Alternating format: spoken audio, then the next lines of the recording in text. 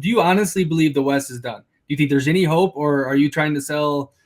But really just live an interesting life, man. Like I always thought maybe I'd go to China and like learn Chinese. That hasn't materialized. He lives in France. His son has lived in France his whole life, and then ran into some money and he owed the US like 30 grand or something. Like You're really in the camp that Latin America is safer than most of USA. spending 200K to get your whole family of 4 or 5 a second passport in the Caribbean is just like an absolute no-brainer. A lot of dudes that are in this space, they're running towards something or they're running away from something. So I'm curious with you is You are about to embark on a journey, not just through space and time, but through the very fabric of human perception.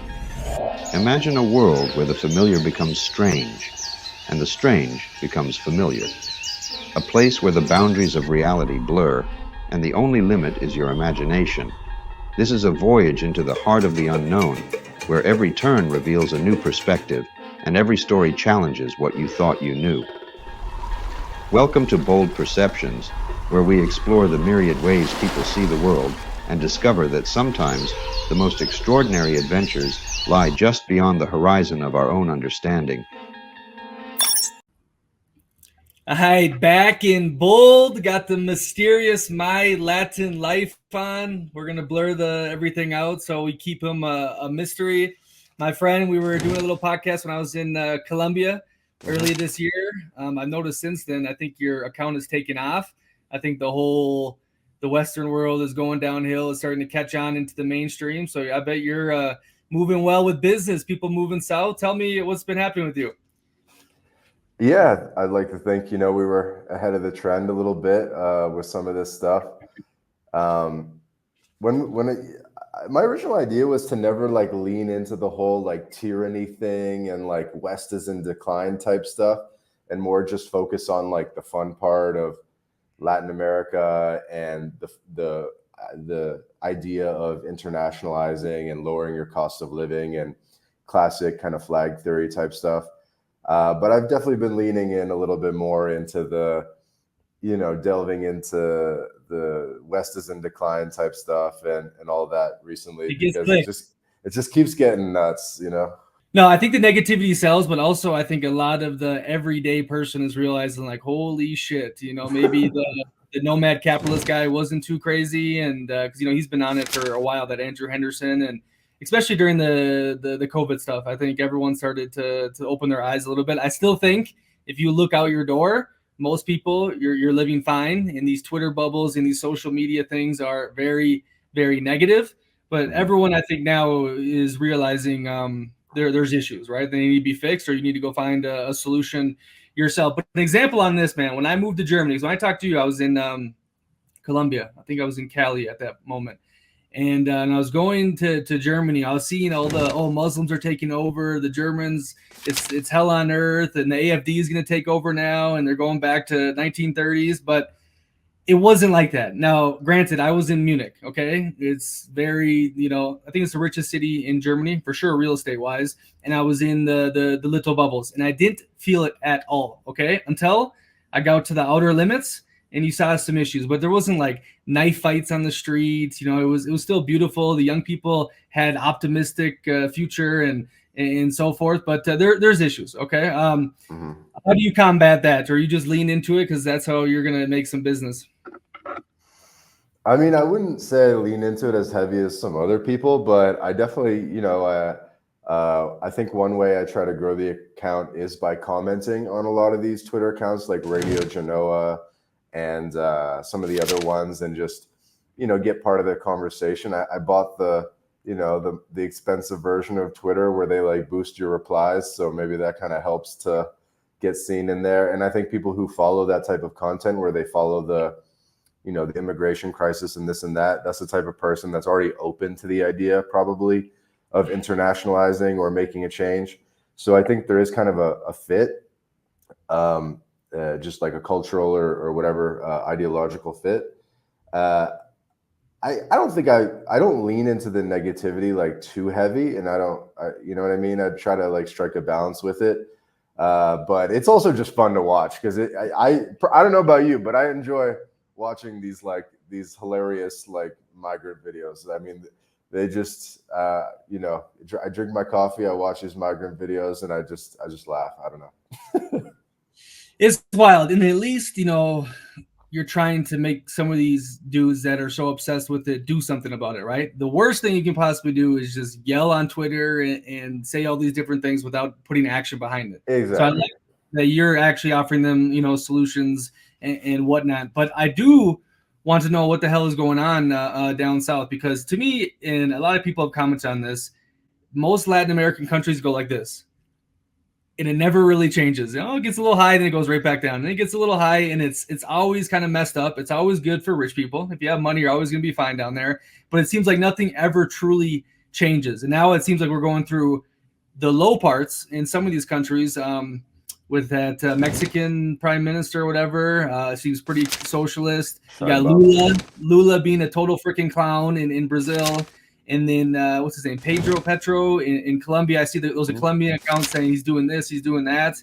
Obviously, we have Argentina with Melee, and people are really pumped on that. But then I see people saying like, "Damn, the average Argentine person is still hurting and trying to make it through." I was with an Argentine dude in Egypt, really solid dude, and he was a big Melee guy and all that, but he's still like, "Damn, like it was better for me beforehand because he's in the medical business," and he said the government is so corrupt and I was getting paid left and right for this and that. But what is the overall worldview and place LATAM is in right now, you think?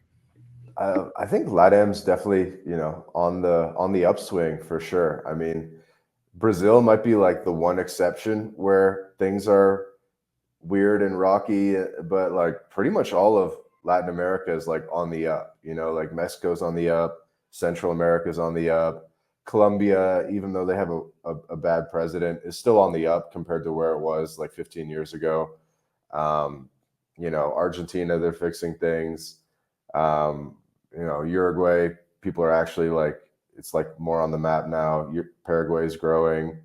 Peru's chugging along, I guess. I don't know. But so everything's like pretty much on the up. Like nothing's like collapsing or doing bad, right? So compared to Europe, where things just like kind of keep getting worse, and the US and Canada just keep getting worse, like Latin America is getting better. Obviously, culturally, they don't like, I don't know. It's never going to be like a China, like 8% per year, and they're going to start, working 7 days a week type of thing. But it's just like, just getting better at its own pace, and everything seems pretty good,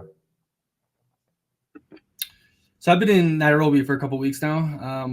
I want to do more of Africa. Started in North Africa. I was in Egypt. Is that where you're at now? Yeah, I'm in Kenya. Wow. And because everyone always says, okay, Latin America is so dangerous, right? And then dudes like us say, oh, no, it's actually not, and it's good, and, you're going to be fine. But, dude, I'm telling you right now, Nairobi, I feel safer here than any city I've been to in Latin America, like a city, not some Pueblo, some village, besides maybe Florianopolis. Yeah. Wow. And it was a big perception shock to me, Sub-Sahara, and that's what a lot of those accounts talk about. They're all getting shipped into Europe and so forth. But Kenya, man, I'm telling you, this is very developed. The Chinese have been in here doing a lot of work. But I also think the British colonialism set things up as well. Obviously, they weren't the nicest to the Kenyans, but they put some infrastructure in place and so forth. But I was in Latin America for a year straight, my last rodeo there, and I'm like, damn, it's super safe. But then I went back to Europe, and I went here, and walking the streets with AirPods in, not having to worry, not having to care. So I don't know. What do you think of that? Are you still in the whole Latin America is super safe mindset, or what? Yeah, I think it's very safe. I mean, I think at this point it's like just as safe as the US, if not safer, pretty much everywhere. Just as safe as the US, huh? I mean, I haven't been back in a long time, but I think outside the major cities is pretty damn safe there, isn't it? No? So you're really in the camp that Latin America is safer than most of USA? Yeah. Outside the cities too? Yeah, I think there's a couple dimensions to that. I think part of it is the sense of community, right? Like in the US, like you're really on your own. You know what I mean? Like you can't knock on your neighbor's door for help type of thing in most places. I don't know. Like I think maybe It's hard to say, but I think Latin America is a lot safer than people realize, right? Like maybe you're mostly in Brazil and Colombia, so that kind of clouds your view because these are some of the more dangerous countries. But um, I don't know. Mexico's like super safe. Like no one's robbing you for your phone or anything in Mexico. I would say Peru too. Peru was very nice, very relaxed, but still, like it's not like what I feel in Nairobi right now, which is eye opening for me because we talk about Africa, we talk about Latin America, and so forth. But okay, let's get practical here. What are these residencies that are popping off for people that are trying to get down there? I need to know this myself because I've missed out on the boats of all the cheap ones, and now they're all getting super expensive. Who are you kind of pushing your people towards now? Well, it depends. I mean, it really depends on a couple different things. It depends on your resources. It depends on where you want to spend time. It depends if you're looking for a plan A or a plan B. I imagine you want to still keep, gallivanting around the world. So you might want more of like a plan B paper residency type of thing. So maybe your question should be like, what are the paper residencies or the low physical presence residencies that I could maintain and maybe work towards permanent residency while still, ripping around Europe and maybe not visiting very much. So in that case, you're looking at Mexico, the Dominican Republic, and Paraguay. Those are probably your top three best bets. And the Paraguay one is still decent, right? I know Mexico, they go up to 4,000 a month, and then you automatically get permanent residency if you fill those papers in. Is that changed as well? Kind of go through the process for those three, would you? Yeah, happy to. So for Mexico, there's a couple ways to qualify. It could be based on your income or your savings. Those are the two main ways to qualify. So the income is you need like 4K a month minimum for the past 6 months. And then the savings is like 80K or around 80K. It fluctuates with the exchange rate in savings. And that can be a combination of savings accounts. So that could include stock market accounts or 401k accounts and, generic savings accounts. And you can kind of accumulate that together. So those are kind of the two main ways to qualify for Mexico residency. There's other ways, like if you have to get even more creative than that because you don't meet the financial qualifications, we can come up with different types of plans. Maybe we can get you a job invitation letter or something like that. But yeah, so lots of ways into Mexico. And then you typically start as a temp resident, and then you only have to show up for the renewals. Like typically you get 1 year temp to start, you show up to renew that a year later, then you'll get 3 more years of temp. And then after that expires, after 4 years total on temp, then you renew to permanent residency. They were just saying, I think it was that Wandering Investor, and I saw it elsewhere. If you ever been there for like a certain amount of time in the last like 6 years, that you can qualify for something else quickly right now, but you have to go there right now and they're going to handle it for you. Is there something with that? I know if you spend time during COVID there, you're eligible for a similar residency for a cheaper price. So that's called regularization. It's not cheaper, it's more expensive to process, but still not much, like 2,000, 2,500. But you have to overstay a tourist visa. So you would have to spend like 6 months straight in Mexico to overstay that. So I don't think that's going to be you. But they, the guy was talking about if you spend even a certain, I think it was like a couple of weeks or a month, if you were there, you could apply to something before it finishes this year. Have you heard about this or no? No, I'd have to see how that's worded from Wandering Investor because he does know his stuff, but maybe there's like a bit of a broken telephone going on. But typically you have to overstay a 6-month tourist visa to do the regularization program. Gotcha. Okay, let's go back to the Dominican Republic then. What's that situation here? And I've never been. I've heard decent things, mixed things. A lot of Americans go to the little resorts over there, but Yeah. is it decent to live or no?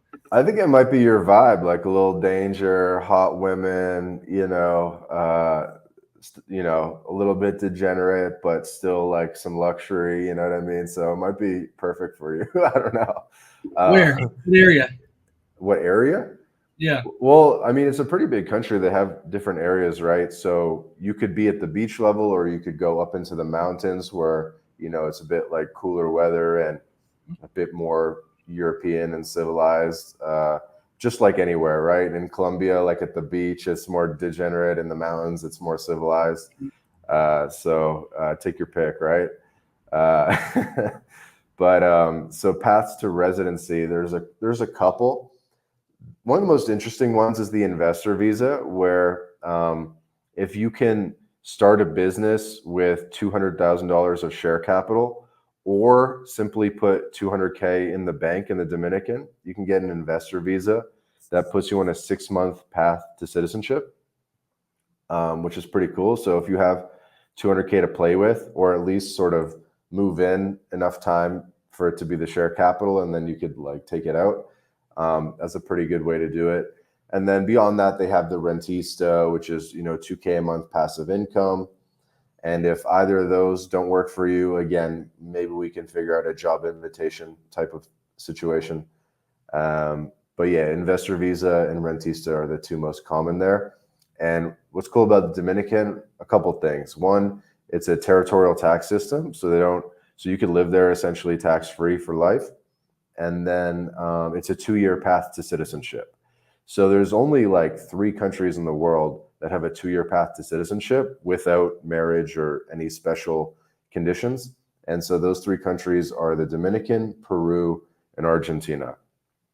And of those, the Dominican's the only one that's a territorial tax system, meaning that you can live there and not pay tax, if obviously your income is foreign source.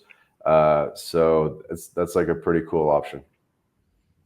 Yeah, I don't hear much hype in this community about the Dominican Republic. If that sounds quite interesting. You see, I think I might have saw it from you, that group that is trying to get foreign Americans to stop getting double taxed and paying worldwide income. And then Trump, they got in Trump's ear. I think Trump was saying, he says a lot of shit, but he said, okay, the Americans overseas, you're done paying these unfair taxes. You know something about that, right?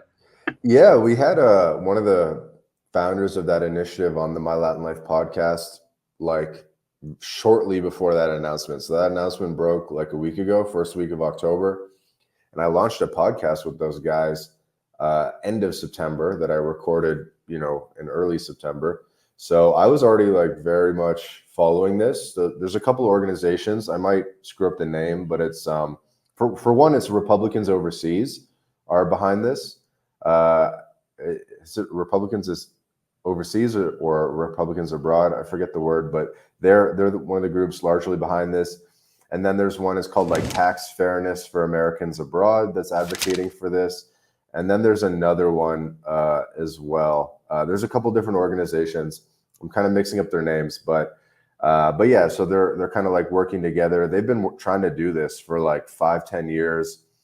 I had, one of the guys on my podcast, he explained how he lives in France. His son has lived in France his whole life, and then ran into some money and he owed the US like 30 grand or something like that, even though he had like never been to the US. And so this guy, Brandon Michener, is one of the people behind that. I think he lives in Belgium or the Netherlands or something. And then there's another lady who lives in France that's kind of behind it. So it's really like European Americans that are kind of behind this initiative, because it's just like hell for them. I think like in Latin America, maybe the Latinos like figure out a way, or they're like more dependent on the US. So they're not like spearheading this. So it's really like the European Americans that just are in like absolute tax hell between European taxes and American taxes. But it's a pretty cool initiative. I mean, I'm not like 100%, what's the word, but like, putting all my eggs in the basket that they're actually going to repeal this thing. But even if they make like a couple improvements, that would be good. They said, what was it, 8 million Americans live abroad? So that's a decent voter base for them to, get votes. But they say a lot of things and few things happen. So there would be more Americans abroad if it just wasn't such a hellish situation, because like, again, like when you move overseas, like you kind of realize how many incentives there are for you to stay in the US and to keep all your money in the US, because you have things like the F-bar, where if you have over 10K in a foreign bank account, you have to report that. You have FATCA as well, that makes it difficult to even open bank accounts abroad. You have, double taxation of real estate, rental income. If you own like foreign corporations, like any non-US company is considered like a controlled foreign corporation, and that the reporting requirements are just like insane. It costs you so much money just to comply with the reporting requirements. If you tried to open whatever, a Kenyan company or something, and you have to report all that to the US government, it's just like a hellish situation. And so I think there'd actually be way more Americans abroad if the incentives weren't so pushing people in the direction of keeping everything domiciled in the US. Yeah, they got to do some of that though, because they want to obviously keep money in there and not just let it go freely around the world, unfortunately. Yeah, But yeah. I have heard horror stories from some Europeans who like didn't even know they were American, or they had a passport a long time ago, or the father was, and they got registered, and then all of a sudden they get a tax bill later on. Like, what the hell? I mean, I haven't stepped foot there. This is crazy. But I've also met many too who don't, illegally, they don't play the game, and it's interesting, the whole tax thing. But I recommend everyone play it smooth, because the worst thing that can happen is they come down on you. Okay, let's go to Paraguay. That's been a hot one. Now, I want to get your comments on all the people on the Twitter, because I saw some people going at each other, bashing each other, and saying, "Oh, these dudes are getting paid to shill this. This is how they make their income. Paraguay is not that good." There's been a little battle in the Latin American community on Twitter from what I've seen. What's the controversy?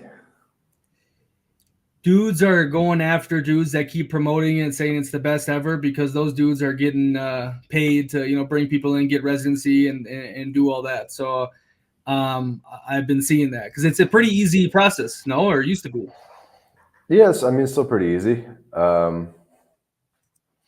don't know. It really is a pretty sick place, honestly. Like it would probably surpass your expectations in terms of like how built up it is, how good the food is, good nightlife, safe, all that type of stuff, like good apartment buildings, pretty fast Wi-Fi, just overall, like just kind of checking most of the boxes. So the downs, I mean, there are some downsides, obviously, and I'm happy to like speak to that. But overall, I think it's probably a lot better than most people expect. You live there? Yeah, I've been going there. I was one of the first people, man. I got my Paraguay residency in 2019, so even like before the pandemic. So, I mean, I've been going down there for like 5 years. I listened to the Jake Nomada podcast, you and him, and you were talking to him about being one of the first gringos down there. They hadn't seen one in a long time. The Jake Nomada going to he went even before me. Yeah, that was an interesting episode. He's a cool dude. I like that podcast. What's the negatives then? What's the negatives? Well, the summer is like super hot. Like, it's like Arizona hot, but kind of hotter in a sense because it's more humid. So the country, at least for me, I would have to completely avoid it from like December to March, because it's like 45 Celsius every single day. Like it's insanely hot. So that's a negative. Infrastructure could be a little bit better, like when it rains and it just like floods the streets, and then it's like gridlock everywhere. So that's kind of funny, but for us, it doesn't impact us that much because we just kind of stay in like the high end areas, so you don't really have to get around as much, even when it rains.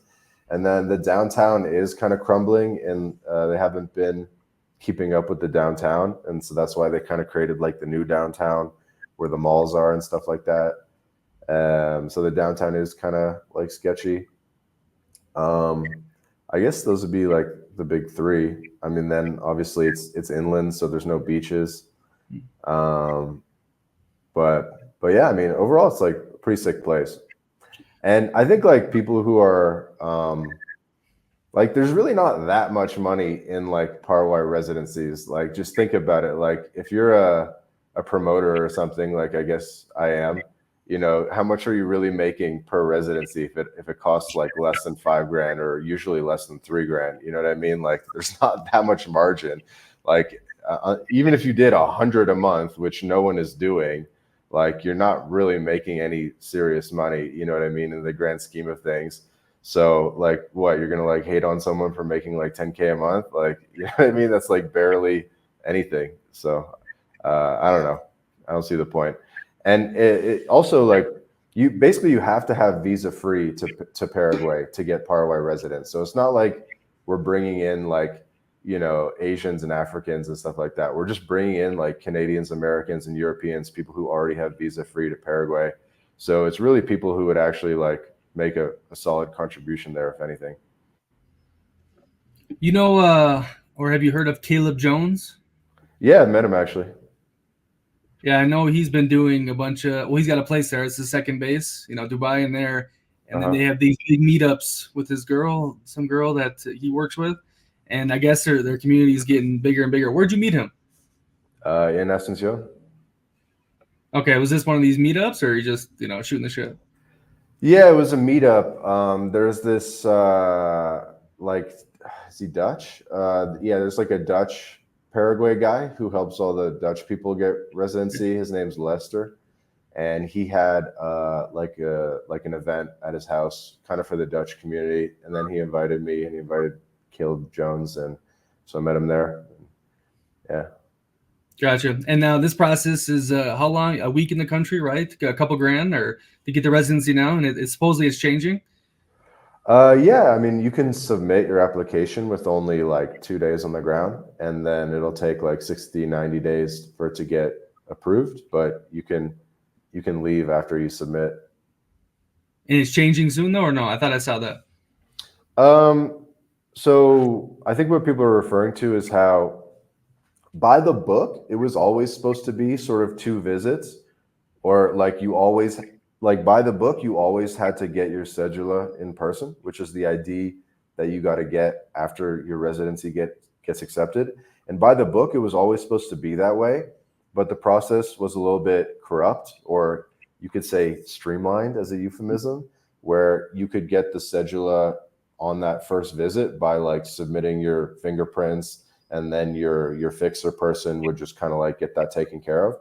And they've kind of they're kind of getting rid of that option, where I guess they're trying to like clean up the department a little bit. So now they kind of want the cedula to be done kind of in person, or they don't want you to submit your fingerprints ahead of time, something like that. What do you say to the pushback of you can't run forever, and that all these countries are going to fall in line sooner than later? Fall in line with what? Just like you said, it's no more streamlined, not as easy to get through. Maybe, they got the word from a Western country, like, hey, what are you doing? Why is there so many of our people getting these residencies? That's what I mean, fall in line. Do you think it's possible for them to make these countries fall in line? I think it's probably less people than you think that are getting these residencies. I think it's just because we're on Twitter and stuff and we're seeing it. Like, if you just think about the Migraciones office, like how many could they even literally process per year? Like, how many can they process per day? And then you have 250 business days. I don't think they're processing more than, I don't know, 10, 20,000 a year. Like, it's really not that many, especially when you consider that like there's like 10 million illegals just went to the US in the past like year. And then in Canada, there's like 1.5 million temporary residents and people on irregular status in the past year. So, and it's the same thing in Mexico. Like, people think all the Americans are moving to Mexico or whatever. But if you actually look at the number of approved residency applications in Mexico, is very low. It's like 20,000 a year, something like that. So you think like 1.5 million in Canada, 10 million in the US, 20,000 in Mexico, 20,000 in Paraguay. It's like not even in the same ballpark. I read there's 1.6 million Americans in Mexico. Now that's not you said every year 20,000 and then doing their correct paperwork, but isn't that true? Like 1.6 million Americans are there right now? Yeah, but that's accumulation of everything. So that's going to be a lot of like dual citizens. That's going to be a lot of retirees that have been going down for 20 years.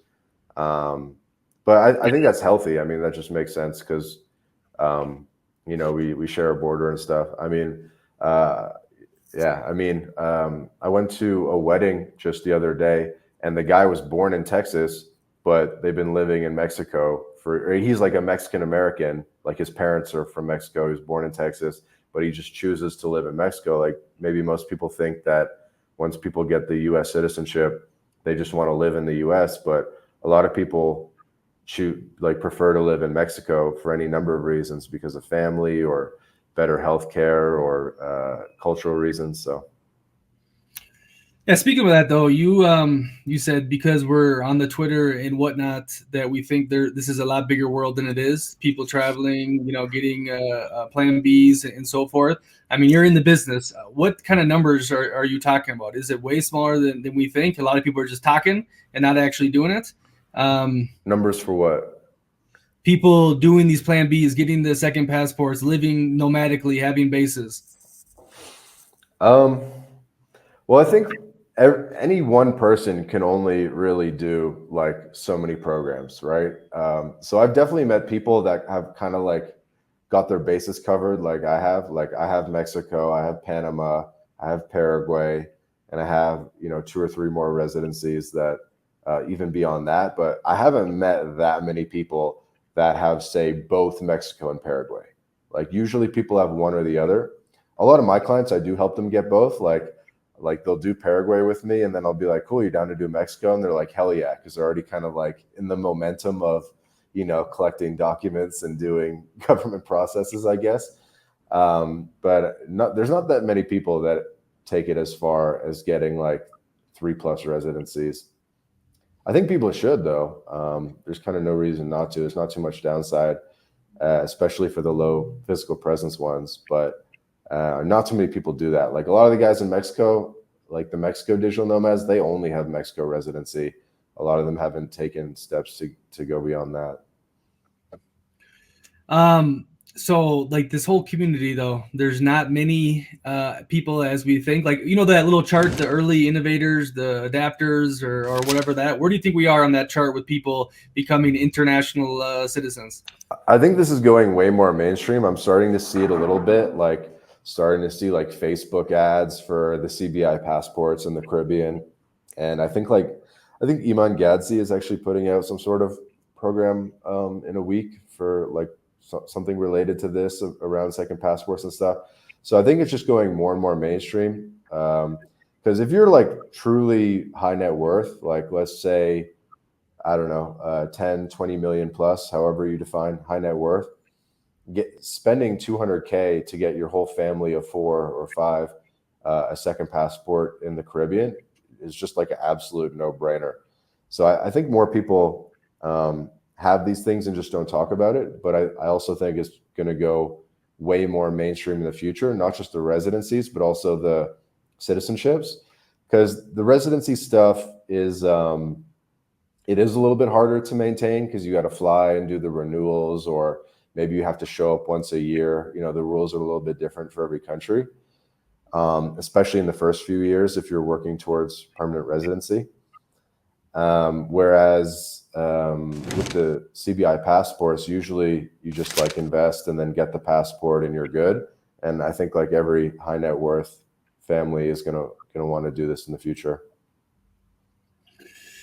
Yeah, I've heard a handful of your podcasts, but it's usually focused on the guest. I still don't know your true background. I know you're mysterious, okay, and you're open about the Canadian thing. You're Canadian, right? Yeah, I'm Canadian American. I'm a dual citizen.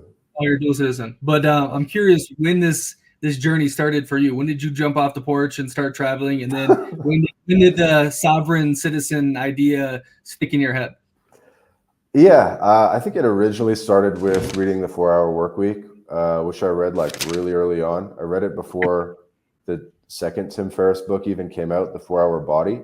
So I think the 4-Hour Body came out in like 2011, 2010. And so I read the 4-Hour Workweek before that even came out. So I read that basically in high school. And so that kind of like put the idea in my mind of working remotely, traveling the world while working, because I never wanted to be like a backpacker. that, you know, you go, you blow $4 grand in Thailand, and then you come home broke, and then you got to like paint houses all summer or something like that. So I never wanted to do that. I always wanted to make money and travel at the same time. I just realized it would A, be more sustainable, and B, like, you know, I always had a strong desire to make money, because, you know, I grew up like not getting allowance and that type of thing. So just a number of factors kind of made me really, really want to make money. And, you know, I read all the classic books, you know, like the Andrew Carnegie biography, and all the, you know, I really like studied like the early American industrialists, and, you know, different entrepreneurs and stuff. But you know, long story short, I think growing up a dual citizen kind of was part of it, because what I would do back in high school and university is I'd go down to the States to visit family, and I'd buy like cartons of cigarettes for, you know, like a carton would be like $20, and then you'd go back to Canada, and I could sell the like an individual pack of cigarettes for like $10. And so, you know, it would be like $2 would be my cost basis. I'd sell it for $10. I'd make like whatever, 50, $80 per carton. And, you know, I'd sell like alcohol. I'd buy iPads too, or iPods. Like I'd buy iPods in the States and sell them in Canada. So I was always doing this kind of like arbitrage between the US and Canada growing up. You're on mute, by the way. East Coast or Midwest? East Coast. Okay, So think like Ontario, Quebec, and then like Massachusetts, New England. And so I was like doing like arbitrage type stuff to make, you know, little pocket money when I was in high school and stuff. And then I started looking into the citizenship by descent, because I have, you know, European descent. And so I started going back. I'm like, can I get an Italian passport? Can I get an Irish passport? Looking at this randomly? Huh? Like before you started even traveling, you're like, maybe I can get another passport, or this is after you started traveling? No, this is before. This is like, you know, when I was in university, because like some members of my family are dual citizens and some are not. And so I was always kind of aware that it's like, dude, you could go apply for your Canadian citizenship. You could go apply for your American citizenship.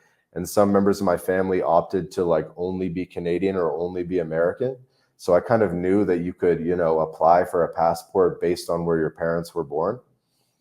And then I started looking back, and I was like, okay, can I get an Irish? Can I get an Italian passport? Things like that. Long story short, I helped my family members. I'm like, how much should I say? I'm like, so I helped my family get 2 different European passports by descent, right? So I got the Italian passport by descent, and helped my family get Italian by descent. And then we also got Irish by descent as well. And then so going through those descent processes, like the Italian one was long. Like it took like years and years. Like it took years to collect the documents. It took years to apply. It took and wait to get accepted and stuff like that. And when this is like me on the internet in like 2015, and you end up on like different forums, and then you end up on like escapeartist.com or sovereignman.com back in like 2015. And then they're talking about the Paraguay or different like residency programs. Back then they were talking a lot about Chile and shit like that. Panama. I talked a lot about Panama. And so that kind of put me on the track of that. I'm still confused. Were you just like, give me the hell out of USA, or you watched a movie that you wanted to be international spy? Why is a kid or, you know, high school that guy who hasn't traveled much getting little documents from Ellis Island to get his family Italian citizenship? I mean, where's the motivation? That's what I'm really curious behind. Well, because I knew the benefit of U.S. citizenship, right? And, you know, like, because that meant that I could, because I grew up in Canada, and if you had U.S. citizenship, that meant that I could go work in New York, I could go work in San Francisco, right, and make like double the money, because salaries in Canada are way lower, right? And pretty much every ambitious Canadian would want to go work in the States, and a typical Canadian has to get something called the TN visa, which is like the NAFTA visa, and it's more complicated. So just having the US passport made it easier to be able to move to the US and make more money and that kind of thing. And so I was aware of obviously the benefit of the privileges that come with a passport. So that kind of put me on the track of like, maybe I can get the Irish, maybe I can get the Italian. And then doing that, because they're sort of multi-month and multi-year processes, and I'm, chilling on the internet. And as I said, that kind of put me on the track of like, okay, you can get residency in different places. Maybe I could get residency in Panama, things like that. And so that kind of put me on the path of doing Paraguay and Panama and Mexico. And so I did it for myself. And as I mentioned, I got Paraguay residency in 2019, and I didn't even start like promoting it or selling it, quote unquote, until late 2022, 2023. So I was already a resident for like 4 years before I was even like, fuck it, I'll get in the game too a little bit. You know what I mean? So yeah. Wait, you started this My Latin Life a long time ago, though, right? No, it was started by another Canadian guy who's also mysterious. So he started it as a blog. The blog's been around since 2014. Okay. Fun fact, Nomad Capitalist contributed an early guest post in like 2016, 2017, when Nomad Capitalist was just getting started. It's still up on the website. People can find it. So we gave him a guest post way back then. And then I met the original founder in 2019, 2020, when I went down to Paraguay. He was in Paraguay. I hit him up because he was talking about it on the My Latin Life blog. And so we just became friends. We're going to the nightclubs and, doing different trips around Paraguay and stuff like that as I'm getting my residency. And then about a year later, I think late 2021, he just approached me and was like, hey, I just want to sell it. I want to get some money. And, I want to make sure it's in good hands, though.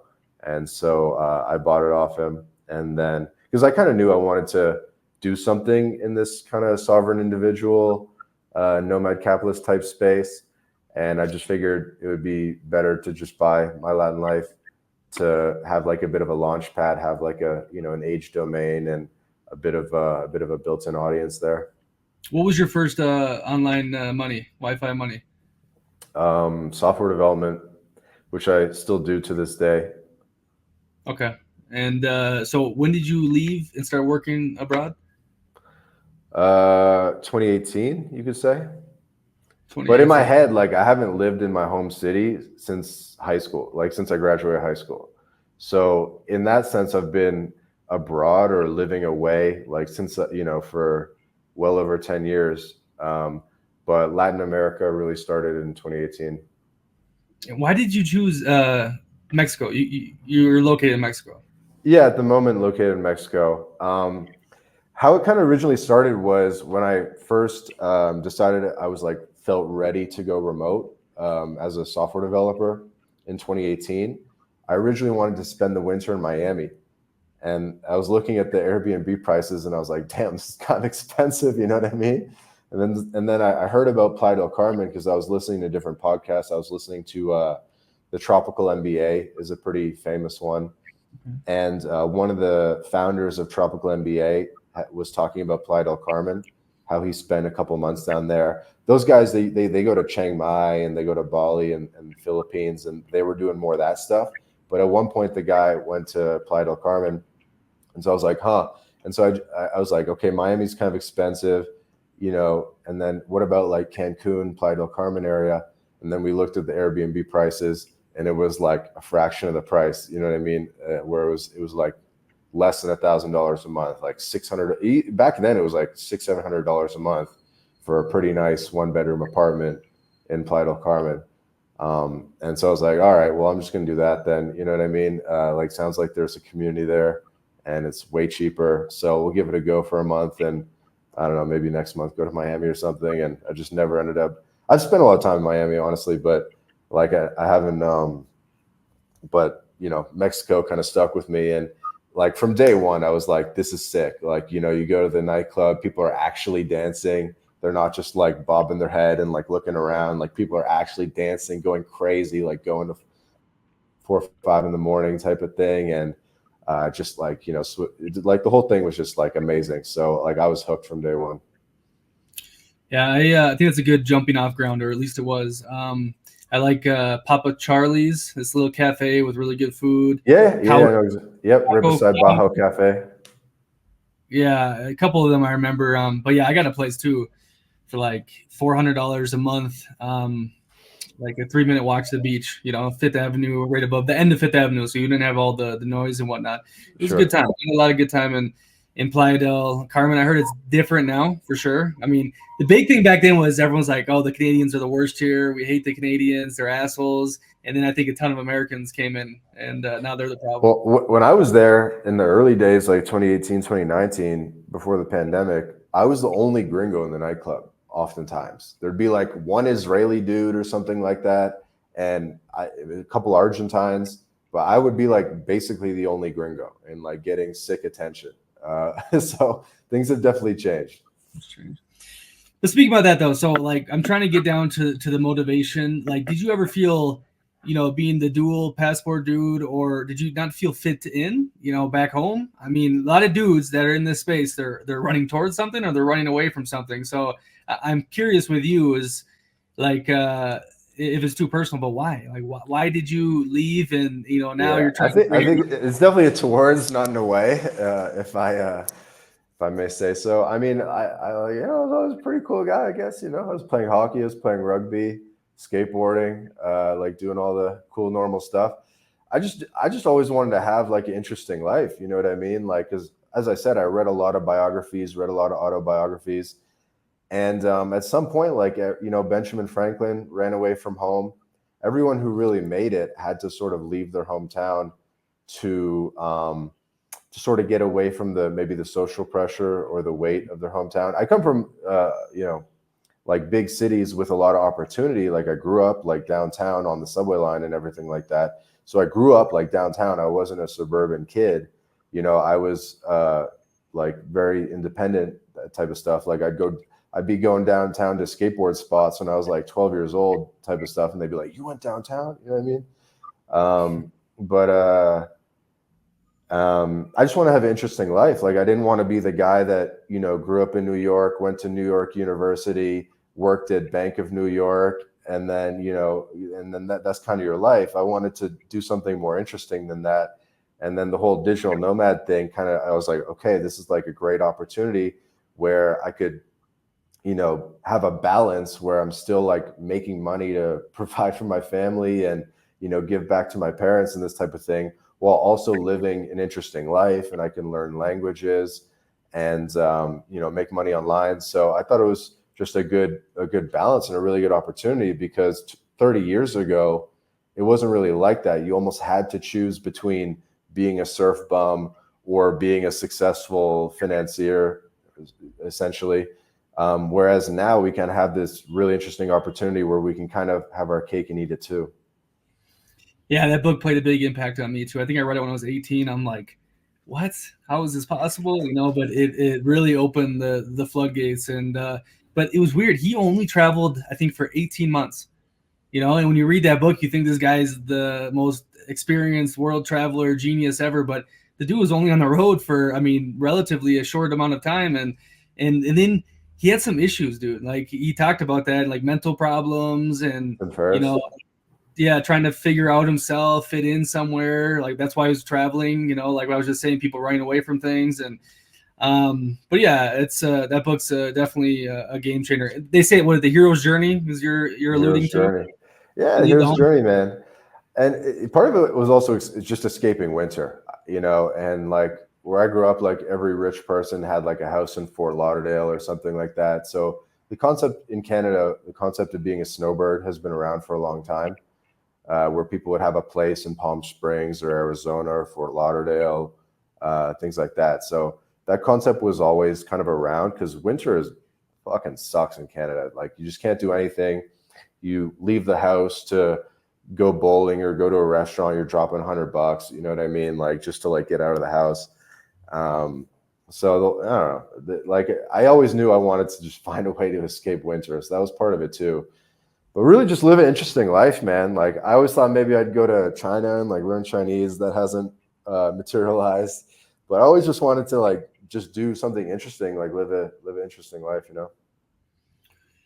talk about the autobiographies, the great men. You want to build a brand, make money, live a cool life. Why so mysterious then? Why not put your face out there?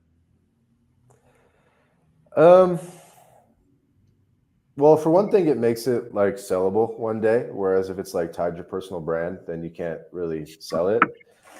The other thing is just that I've been working as a software developer for like 8, 9 years, and so like I didn't want to. That would really limit my ability to work as a software developer if my name was also attached to this like Latin America stuff.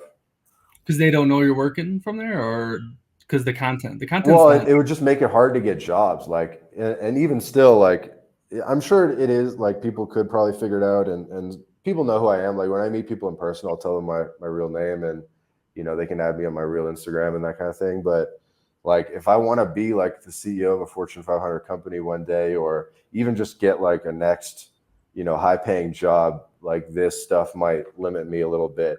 Not that we cross the line very much. We don't cross the line like basically at all, but it's like borderline, right? It's like, pay zero tax, this kind of thing. So I don't know.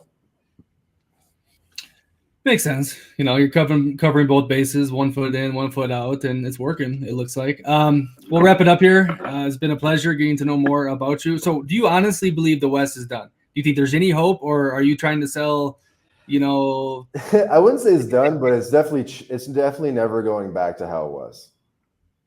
And this how? Besides, have you studied it? It's like what really puts this in your head? I mean, dude, for one thing, it's demographics. Like, it's just never going Canada, the U.S., Europe. It's just never going back to being 92% white. You know what I mean? And part of that we're seeing is like it's sort of a move from a high trust to a low trust place. The social fabric is very different. America, those are the demographics mainly coming in there too, and you love living down south. I mean, so what's the difference? Well, at least in Canada, it's not really like that. Like in Canada, it's primarily like Indians and Persians and stuff like that. And look, I grew up with a lot of them. I grew up like Toronto was already very diverse when I grew up, and Canada was very diverse, and Montreal was very diverse. Like these places were already like pretty diverse when I grew up, but it's completely like a whole different proportion compared to even 15 years ago. And 15 years ago, I enjoyed the fact that it was diverse. I was like, oh, this is so cool. I have friends from Hong Kong and I have friends from, this and that place. And I thought the diversity was cool.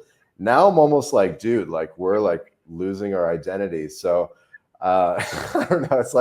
It's kind of a mixed bag. Yeah, I mean that they're bringing in millions, and your population wasn't even that big. I mean, obviously 10 million or whatever across the USA border, but we still have 300 some million people. And yeah, I don't know, but we talk about this is why it's just crazy to me, the dudes that talk about Latin America and they're saying the West is falling. It's like, shit, a lot of the people going to the USA, it's turning into Latin America, right? So why are we preaching it down here and then worried it's going to destroy where we're at? And I'm happy with the people from Latin America. I wish obviously it was like vetted. But here's the crazy part though, the best ones have a hard time getting in.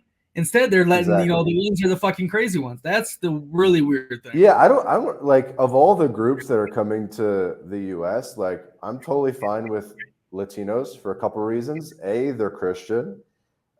B, they're from the Americas. So like I kind of think that people from the Americas should be allowed to kind of go anywhere in the Americas. But when you're bringing in people from like Bangladesh and like all over Africa and stuff like that, people who aren't even from our landmass and they're not even Christian, that's like a whole different thing. You know what I mean? Yeah. So I think that someone from the Americas, like someone from Brazil or Guatemala or something like that, should be ahead in the line compared to someone from like Asia or Africa, simply because this is like our continent, you know what I mean? And we're the same religion. And, what is someone from Latin America? They're basically like a mestizo of European ancestry and Native or indigenous American ancestry. And like, that's chill. You know what I mean? I don't know. But I don't know, man. It's all weird. It's all weird. No, I think just prepare either way. I don't think it's gonna be as bad as the doomers say, and I also don't think Trump can just save the whole boat. And I was even talking about that. I'm like, damn, maybe it's better if Kamala wins. So it's so freaking crazy that even the blind can see, but it looks like he's far out and ahead. And I don't know. I haven't been back in the USA. I think during the Biden administration, I was there for 1 month during that whole time. And so I don't even know how crazy it's gotten. I've heard people are, it was bad for a while. So but whatever's going to happen is going to happen, and I'll be set up either way. And I hope services like you and dudes like you can help other people, have those options, plan Bs. You got some interesting things coming up on the podcast, guests, or things you want to promote? Well, we drop 2 episodes a week. We've been consistently doing that, so people can check out the My Latin Life podcast. It's on Spotify, Apple Podcasts, every podcast player. 2 episodes a week. Nick's been on it before. So people can check that out, and then beyond that, we're obviously most active on Twitter, and people kind of can engage in the conversation that way. Yeah, I like your podcast, dude. I've actually listened to a handful now. There's a lot of good characters on there, and you got a good conversation skill. So hey, I appreciate you coming on, Vance. Enjoy your time over there, and we stay in touch. Okay. For sure, man. Thanks for having me. All right, everyone else, live bold.